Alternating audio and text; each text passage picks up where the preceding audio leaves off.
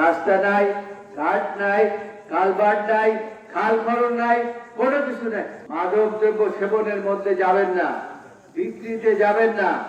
এই অঞ্চলটাকে ভালো করার চেষ্টা করেন। আপনারা এই কুকর্মকে আপনারা কেউ সাহায্য করবেন না। এই গরমে আরাম নিয়ে হবে না হাহুতাশ, ঘুরলে পরে ওয়ালটন ফ্যান বাতাস আর বাতাস। আমি নির্বাচনের সময় প্রতিটি জায়গায় আমি গিয়েছি, গিয়ে দেখেছি এত অনুন্নত এলাকা বাংলাদেশের কোথাও আমি দেখি নাই।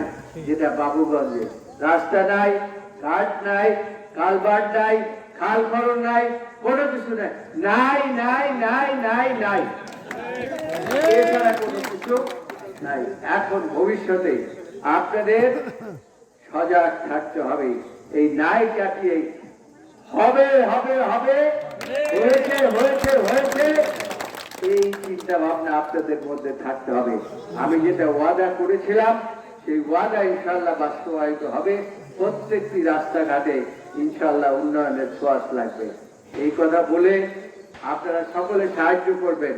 আমি একটু আগে বলেছি চাঁদাবাজি কেউ করতে যাবেন না, কেউ মাদক দ্রব্য সেবনের মধ্যে যাবেন না, বিক্রিতে যাবেন না।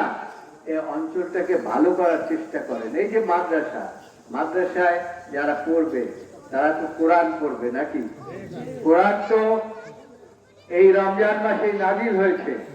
এই রমজানের অবস্থার মধ্যে আপনাদেরকে বলছি, আপনারা এই কুকর্মকে আপনারা কেউ সাহায্য করবেন না।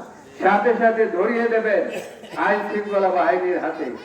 এবং এখানে আইন শৃঙ্খলা বাহিনীর কিছু সদস্য আছে, তাদেরকেও আমি বলবো আপনারা এ ব্যাপারে অত্যন্ত সজাগ থাকবেন।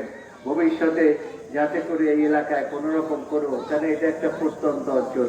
এইসব জায়গায়, এই নিরিবিলি জায়গার মধ্যে এই সমস্ত মাদকের কর্মকাণ্ড হয়, এর থেকে যাতে বিরত থাকা যায় সেই জন্য আপনারা চেষ্টা করবেন।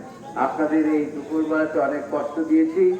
আপনারা আবার বলছি, যা ওয়াদা করেছি ইনশাআল্লাহ হবে, তার থেকেও বেশি কিছু আপনারা ইনশাআল্লাহ পেতে পারেন।